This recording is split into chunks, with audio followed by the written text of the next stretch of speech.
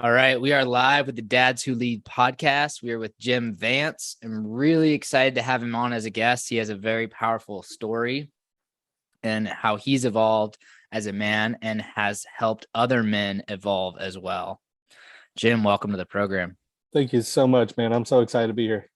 Absolutely. So we'd like to start off. Tell us about your story growing up as a youth and your relationship with your parents and your dad. um, I think I was typical. I grew up in I'm from the South, so I live in Georgia. Um, my dad was a blue collar. He owned a company, an asphalt and concrete company, and my mom worked in finance. Um,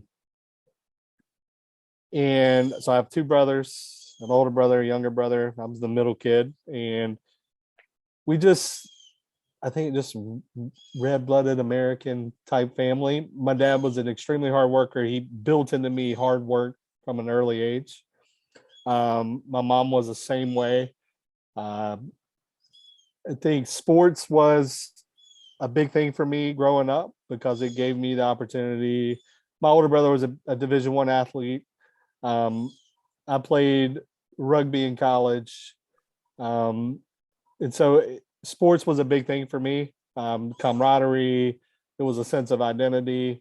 Um, but I had that family where in the summertime, if we were in the house while my mom and dad were working, we got in trouble. We were supposed to be out playing and out having Yeah. fun and meeting with friends and really enjoying our life. And then I'd say from the age of 14 until 21 or 22, I worked with my dad every summer.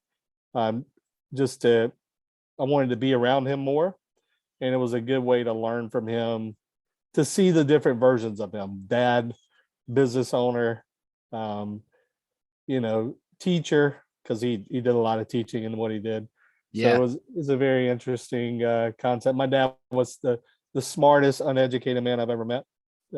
He graduated in ninth grade, and that was that was it. He grew up in a family of 13 brothers and sisters on a farm, and you didn't finish high school. You worked until you were able to do more work at the farm, and then you would go and just work at the farm all the time. He was in the military. He took a lot of odds and ends job, and then he moved down to Georgia from Tennessee and started doing asphalt and concrete and built a company out of it. But my dad was super smart, super well read. He read every day, Mm. um, and so he was always knowledgeable about things that I had no idea that he could be knowledgeable about because he didn't have a degree or anything, but Yeah. he knew a lot about a lot. And so it felt that I always had a common bond with him because I was always curious to learn. And so he was always curious to teach. So it was a beautiful thing. That's awesome. Yeah. How did that relationship that he had with learning outside of traditional education impact your growth? Well, they held high standards for me as a student. Because my mom and dad, my mom didn't graduate high school, my dad didn't graduate high school, and so they had high standards for me as a student. So I had to be all ace, or Mm. I wasn't doing my job. Um, and I think also though, I say my junior year of high school, I became a very voracious reader, and I haven't stopped. I read any given day. I probably have about 7 to 10 books that I'm reading through. Um, and Wow. I'm very big on. I don't like sit in one book and read the whole book through. I read a chapter out of 7 books, and I'm just collecting information and moving through it. I don't. I'm ADD, so I like to keep myself going. Um, but yeah, I take about 7 to 10 books with me on my. I have a back porch, and I sit out here every morning and read. And so I'll read about 7 chapters in the Wow. morning, and I've become a very fast reader, and I've become I'm very good at comprehension. That was always like my thing as a test taker. I used to write tests for the country as a teacher, and the one thing I was always great at is reading comprehension. And so that's the one thing I'm good at now. I'm able to retain a lot of information at a very fast rate. Nice, dude. Yeah. So you said that you wrote tests for like national tests? Yeah, like AP exams. I wrote the state of Georgia teachers entrance exam. Yeah, Cool. it was very fun. I used to teach, and I got into test creation as a way of teaching instead of a way of testing. I think a good test teaches you; it doesn't test you. And that's a big transfer into the game of life. Yeah, and so um, I got into writing as a side job for teaching, and it was always fun because I got to go to all these conferences and meet all these different people. And the way people wrote tests and the way we had to write tests is very scientific, very interesting. Right on. Yeah. So tell us about, as a youth, in middle school and high school, what were some of the challenges that you overcame? It was so when I was 7 or 8, I had surgery. I had my tonsils removed and adenoids removed, and it was an emergency surgery. Like my mom found me one night and I was almost dead. I couldn't breathe. And so they took me to the hospital, like, hey, something's going on. He can't breathe. He's blue. And so I had this surgery. And after the surgery, I gained an absurd amount of weight because my body was normal again and I could process food and so on and so forth. And I became pretty hefty. Husky is what they called it back then. Yeah. And so I was made fun of a ton, all the way through late elementary, all through middle school. And as I got into high school, I'd say around 10th grade, I started working out as a means to play sports, number one, but then as a means to feel good about the body I was in. And so that was the one thing I had to overcome a ton. I think another thing I had to overcome a ton is I lived in poverty. And back in the time I was growing up, if you were below a certain median income as a household, you didn't get into certain classes in high school. And if you didn't get into those if you didn't have a certain income in the family, you couldn't get into certain classes. And so my ability to take higher level classes was severely diminished. So I had to overcome that a lot. I had a couple of teachers that took a flyer on me and just let me be in their class. And that really prepared me to go to college and want to be a teacher.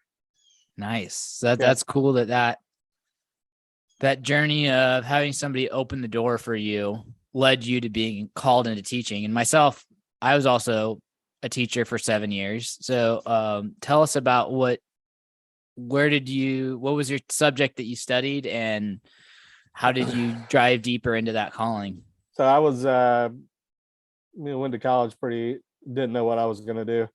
I had a degree. I got a degree in political science. That was my favorite thing to learn about. But I realized like I didn't want to work in government, like in terms of running cities and counties and things like that. That wasn't going to be my vibe.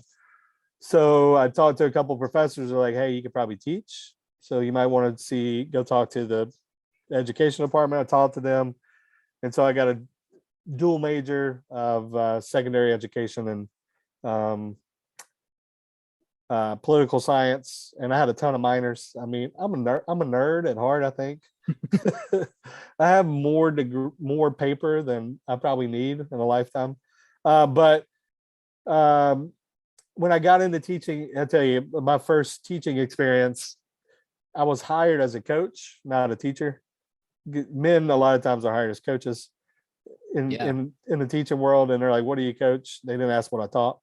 And they put me in a class. And so I coach baseball, basketball, football, track, everything. Wow.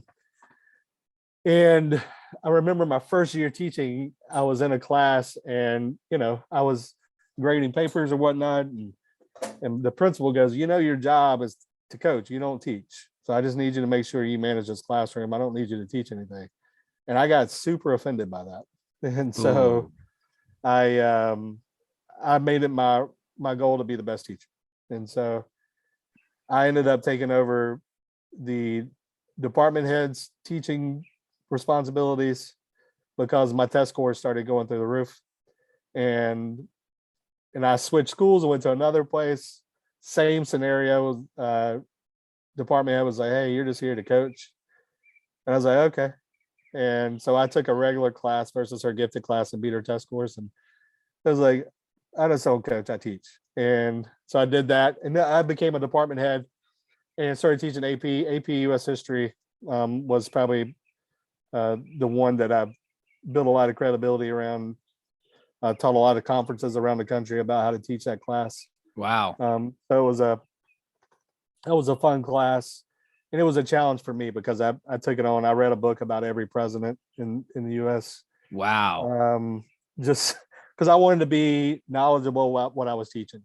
So, and I just became engulfed with that class, and I was going to work at the board and really kind of gear instruction for social studies for the county I was in. But when I realized it was more politics than it was Mm. the the job I was doing, that's when I decided to get out of teaching. Yeah. Yeah. Oh, it seems like you really have a huge theme of building yourself to be able to better serve others Yeah. within your life. Yep. How is that? How's that journey evolved? And I know that you helping work with hundreds of men one-on-one and through group coaching. But talk us through that evolution of moving from teaching into your next career. So my next career was sales, which was and the only way I got a sales job is how I presented myself as a salesman, as a teacher. And they're like, you don't have any experience selling. So, and it was a Fortune 500 company. I was like, Wow. I said, I have plenty of experience. They're like, how? So, and my example is for 11 years, I've sold myself to 30 kids an hour, and they had to buy into me to learn from me. And so I was in constant selling mode every day. I was a salesman for my class, and I had test scores to prove my success. And I showed it to them, and they're like, "Okay, you can have the job." And it was like that fast, but I had to learn how to sell, like really sell. Yeah. And so I went through this company, tended to have one of the best sales platforms in the world, and made it through there and got super successful really fast. First year I was top salesman in the Southeast. Second year I was. And so it was just one of those things where I'm always learning and growing, but and then from there I moved into coaching because in selling I was helping people, but I wasn't um, helping people grow. Yeah. I was helping companies grow, and I want to help people grow. And what I've thought about for the longest time is like my purpose was what I did. Mm. And then I realized like what I will do will change for my whole life. I will always do something. That's always going to be up and moving around, and the way I do it's going to change. But who I'm being while I'm doing it is the constant. And Ooh. so I became what I believe is my purpose is to become the best version of myself and give that to the world every day. And so if I'm constantly, if that's my purpose, like that's the sole purpose of my life is to be the best me and give that to the world, give that to my family, give that to my kids, give that to my wife, give that to my clients, and Wow. impact the world that way. The doing, that's going to fluctuate, but who I'm being never will. Yeah. I love that. So being the best self that you can be to be able to bring that and deliver it to the world. Yeah. To be And able to give it. serve. Just give. It's like finding the love within you that you can give to the world. Beautiful, man. Yeah, that's the key. I feel like that's my goal. Like that's what I do like every day. I've found who I am, and who I am is love, and that's what I can give every day to the world. Love that, man. Yeah. It's a phenomenal mission, in that you've been so steadfast in it. And that's something, part of the reason I had you on is your steadfastness and your willingness to be continuous in your pursuit. Maybe drop in to, as men, we're constantly in pursuit of something. Yes. And it's easy for it to shift and change. But you've found a way that's worked for you, where you're, even if the target changes or the objective changes, your mission, who you are, doesn't change. Yep. So how do you help men who are scattering, jumping, trying to find direction, find who they are, and be that steady ship moving through the sea? Yeah. As men, a lot of times we put our identity in the things that we accomplish, the things that we have, the relationships we have, the successes we come across, so on and so forth. But all those things can be taken from us. And if we don't have an identity that is who we are at the soul level, we're constantly going to be trying to find our identity in things that never exist. They're an illusion to us. And so our identity is an illusion to who we truly are. And so if once we find ourselves, like we know who we are, we stop chasing the world to find it. We stop chasing women to find it. We stop chasing success to find who we are. We know who we are. We take that to the places. And it's like, and it's the most calming sensation, because when you're in control of who you're being, you stop allowing the world to show you who you need to be. Yeah. And you bring steadiness to the world, because that's the mission of man is to bring. It's like being in the eye of the hurricane. All around you is craziness, but in the eye is nothing but peace. I love that, eye of the hurricane. And you had a part of your story that you shared with me the last time we talked, that you and a lot of men, dads have been through this, listening to this program may have been through a divorce or through a separation. Were you open to sharing some of your story and struggles and how you came out at the other side of that? Yeah, man. So I got divorced 13 years ago, something like that. And in that space, obviously, you're really lost. I was homeless, which was interesting time of my life. I was about 9 months homeless, because I was providing residence for my ex-wife and my kids. And it's interesting what you learn when you're exposed to that level of life every day. Yeah. Is what you learn about yourself, what you know you want to move toward, what you won't settle for anymore. Yeah, I had my growing pains, because when you get divorced, you kind of run crazy for a little while and do dumb things, but you learn and grow. And the one thing I realized during that spot is that my dad died about 1 month after I got separated. So I was homeless. Wow. My dad had died, and I didn't have men. Like, my brothers kind of dissipated because they were going through their own struggles with my dad dying. And so I didn't have men to turn to. And even then, and it still rings true, like, I want to be a man for men that are going through hard stuff. Like, guys need guys. Like, we need somebody to turn to and lean on, and really, they don't have to fix anything in us. They just need to be there for us. And I know I didn't have that. And so everything I did which is themed, like you thought about, is like I had to build myself into somebody that can hold space for myself. Yeah.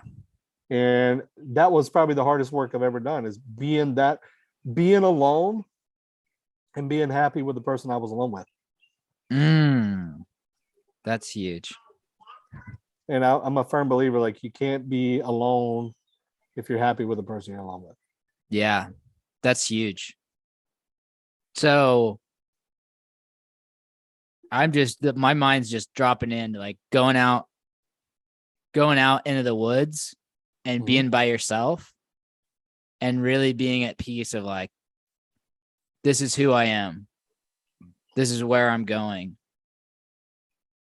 Whatever version of me that I am today, being at peace, like you said, that I put in the work.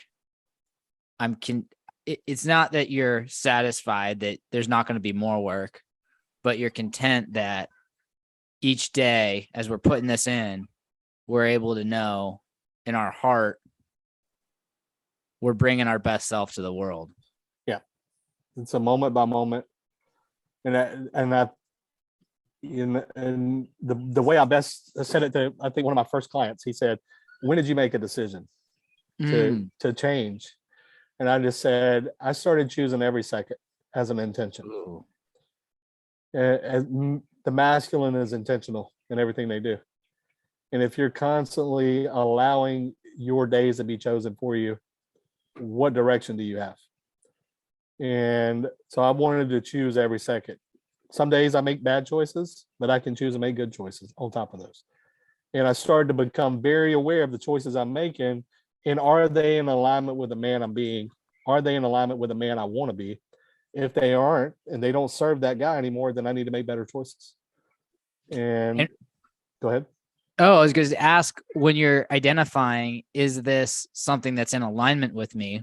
What does that look like for you? And obviously it's different for each man, but like, what does alignment for you look like? Alignment. So there's lots of things. For the first part is, am I trying to get other people to like me? That's the first thing. Like, am I doing things to have other people approve of me? If that's the case, then I need to stop doing immediately. Yeah. Come to that one, I'll stop quickly. Another one is this a right choice with my gut? For years, and I know I've noticed it a lot with guys, is guys don't listen to themselves. They don't listen to their gut. And if they don't listen to their gut, they are constantly denying their authentic self. And when they start to see, like, their gut told them all along, hey, this is not the right move. This is the right move. This is not the right move. And when I became very in tune with, when I started to go through things and my gut said, hey, you might want to go somewhere else. You might want to think about this. You might want to think about that. And I started to pay attention to how I felt physically when I'm doing things. Like, being in tune with my nervous system has probably been the greatest lesson I've learned, is like, when things feel off here, I know things are not in alignment out there. Yeah. Yeah. Yeah. So it's not even so much, it's the elimination even more so than the adding. Like, is this not serving me? Is this off purpose? What is the motivation behind this? And if it's anything other than internal, it's then getting comfortable with your no. Yeah. Too many men are yes men. We just say yes to everybody because we want everybody to feel good in our presence. And yet we feel like shit all the time. Saying yes to everybody, knowing we can't keep our word to half of it. Yeah. And when you get comfortable with no, your yes becomes super powerful. So when I say yes to my wife, or I say yes to a friend, like, they're getting all of me. Yes. When I say no, I made an aligned agreement with myself. This doesn't fit with what I want to do. Yeah. I love that. The power of no, and saying, hey, this isn't on purpose, or, if it's a client that isn't ready to do the work, or Yep. it's a chore that, like, I know I'm going to drop into my dad as an example. My dad is a huge yes man. He loves to serve other people. He loves to be busy, and he feels he's done amazing things. He still, he will load up trailers for Ukraine medical supplies each week because it's a need that, and there's a space for him in this world, and the what's in his heart. And I see a lot of times he's off purpose in that he's constantly looking for someone else to tell him what to do, and not for him to follow like what's his true heart and what's he want for his life. And he's, a lot of times, yes, men, they have the best of intention, but the reality is they're trying to fulfill something within them that they haven't done themselves. They want somebody to be grateful for who they're being because they haven't been grateful for who they are. Yeah. That journey of being grateful to yourself and really honoring yourself and saying, hey, whether it's working out, whether it's reading, whether it's spending time with family, being grateful towards the man that we are. Yes. From the inside out is huge. That's the key. You're never going to get anywhere. Like, I'm a firm believer. God won't trust you with your next level until you're grateful for the level you're at. And there's this dichotomy between the internal and the external. And I've worked with clients on this where we get caught up in what the external is telling us to do, to not do. And until we're able to completely let go of what is the external asking and really drop into what's fulfilling me, what is it that, regardless of what happens, money, experiences, it's all about what's inside my heart and what's driving from that space, because we're constantly getting noise. We're constantly getting advertisements and requests to do things from family members, from friends, from employers. And so what's your process when you first started dropping down this journey of, obviously there are things that people are going to ask, and you've developed a filter that says, okay, this is in alignment with my internal or not, but filtering out the noise. There's so much noise that we get from the external to not have it, or have it limit how much it impacts our internal and our direction in our life. You got to be somewhat the best way I can describe it is you got to learn that the masculine thrives in isolation. Like, we are, like, feminine, they thrive in community. The masculine does his greatest thinking when he's alone, and he does his greatest work when he's creating from a place of with himself, not with other people. And so you got to find a time period every day in which you're able to get quiet with you, whatever it may be. Like me is, I'll sit on my back porch. I get up before everybody in the morning. So I'm up at 5 a.m. and I'll do my morning routine, and then I go work out. So I have about 3 hours where I'm with myself before I go with the world and get any type of stimulation or get any type of excess noise of like, hey, I need you to do this. Hey, you need to do that. It's all right. How have I fed Jim today? And I just went third person. I felt weird. how did I feed Jim today? Like, how did I feel? How did I feed me as a man before I start feeding the mouths of others? Because we're a provider for the world, but if you're not feeding yourself, you're going to burn out fast. You're going to become an overgiver, and you're going to resent the people you're giving to. Most men, they do this stuff, like they give because that's our natural capacity as men. Yeah. But they don't give to them. And they get mad at the people they give to. Like, I'm giving to you, but you're not giving back. Well, you're not open to receive, man. Like, you're so far in your wounded masculine that you're unallowing yourself to lean back and receive from other people and Yeah. receive from yourself. Like, hey, as much as you give to the world, you can give to you a little bit. Yeah. And the more you're able to like spend committed time daily giving to you, and it's not like, oh, I'm going to buy myself 1,000 things. No, that's like working on your soul every day, knowing the man that's evolving in every moment because you're changing constantly. Every 7 years, your whole body regenerates itself. Wow. This is how I love my wife. My wife is changing in front of my eyes every day. If I don't fall in love with her every day, in 7 years, I'm not going to know who she is. Yeah. I'm not. I'm then I'm going to hold on to the person I married. Well, the person I'm living with is different than the person I married. I met her 12 years ago, 10 years ago. She's a different woman today. If I'm holding on to that idea, then I need to find somebody else. Yeah. And so I'm wanting to fall in love with me every day and know myself at the highest level. So when I go to the world, I trust myself at the highest level. If you don't spend time knowing who you are and what you want and what you desire and what you're moving toward, you go to the world, you don't trust anything you do because you're just constantly guessing as to what's right and what's not. Yeah. That guessing game is dangerous. And sometimes as men, and especially if you're, you know, like my son's 15, right? And Yep. he's got to explore. You've got to explore and try different things and see what hits and what doesn't. Yep. But knowing that that's an evolution and it's a part of the process to find your true self. Yes.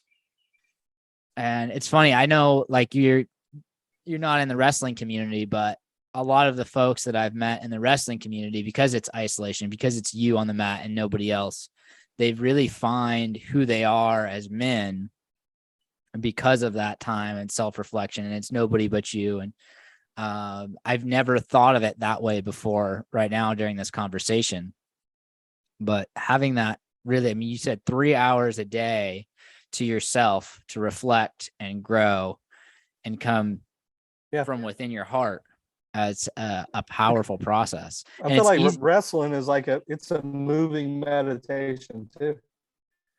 Because you're in your head moving through the world. You're just responding to the world around you by what you know within. You know, that's all you're doing in the environment. And it's like, say I go work out. It's the same way. I feel the most calm in my mind and body when I'm working out. Yeah.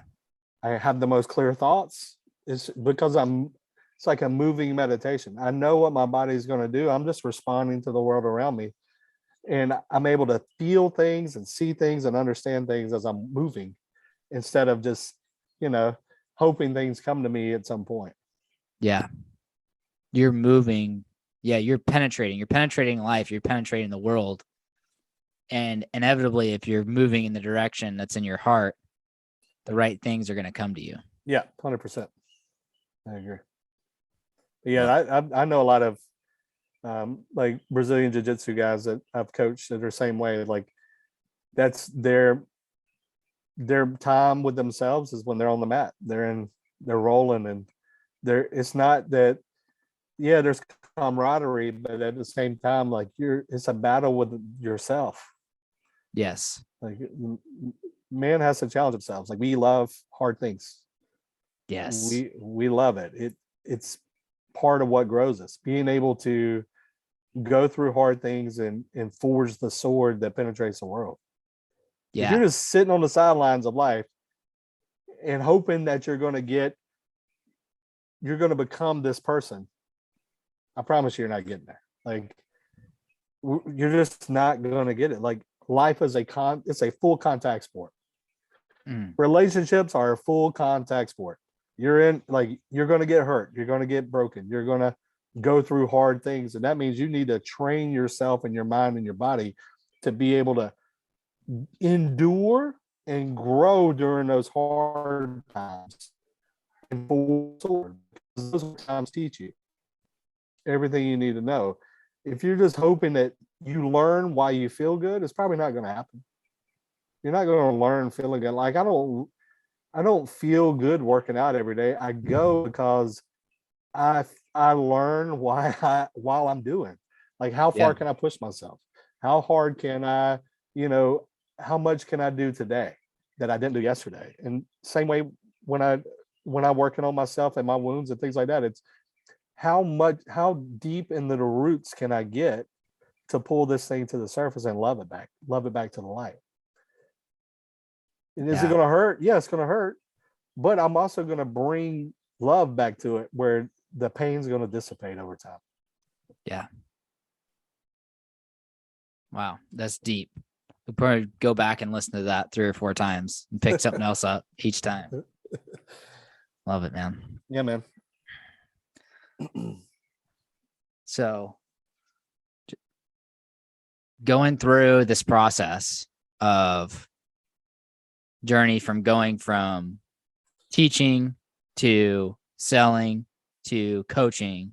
Yep. What now is your mission? What is your purpose? What things are you providing?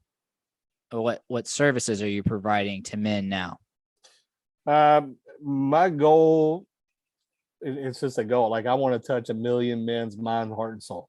I might not ever work with 1 million men. I just want to touch them. Yeah. I want to be an impact in their world. They hear my voice. They see something I create that'll help them along the way. And that's all I care about. I do one-on-ones pretty exclusively. I run group programs a lot, probably once every month, and I'd say 8 weeks or so. My wife and I, we run group programs together. We're actually about to run one together called Aligned Attraction for men and women. Just learning about polarity, learning about the arc of attraction, learning about who you're being and how that affects the people you attract into your world. Yeah. So we teach that, and so we do couples things together. I'll help her teach women's programs. She'll help me teach men's programs because it gives like the masculine view versus the feminine view in both scenarios. Absolutely. So that's always fun. My wife and I, we do a podcast together also called the Advance Your Life podcast. So I mean, we offer a ton. I just want to be an influence in people's worlds. Even if I don't work with you one-on-one or you never take one of my programs, I want to impact your life. And I love that. And that's just, I give because that's who I am. Like, and it doesn't feel out of alignment to give because I'm not needing anything back. I've been through the grinder, and I've built a man that knows what it is to go without and to go through darkness and go through pain and not have anybody to pick him up. And so now I want to be a man that is somebody that can give out knowledge, information, love, a space that you can fall into when you're falling down and you need somebody to be there for you. Yeah. I love that, man. What? All right, we got the dogs barking. We're live. Yes, I like them dogs. Yes. Where can people find you? They can find me on Instagram, the.conscious.man. TikTok's the same way, the.conscious.man. My podcast is called the Advance Your Life Podcast, Finding Power Through Polarity. And then Facebook, Jim Vance, same way. But I try to be everywhere, and try to influence as much as I can wherever I can. That's something I love that Jim passed down to me was shine your light as bright as you can. Yeah. And he's not afraid to put himself out there as much as possible. Not because he's trying to get attention from the world, but because he wants to find the people that need to hear his message. That's it. And the more he can reach that out, the more he's on purpose with himself. I was taught a while back. It's like, are you going to be a lighthouse in your life, or are you going to be the boat looking for the light? Yeah. And and that struck a chord with me. Like, I want to be a lighthouse. I want to help other boats to shore. And I've been through it. I've built this house now. It's time to start shining the light every day. Love that, man. Cool. Yeah. Well, Jim, this has been a fantastic podcast. I appreciate your friendship, and I appreciate the work that you're doing for the world. Thank you. Thomas, I appreciate it too, man. Thank you so much.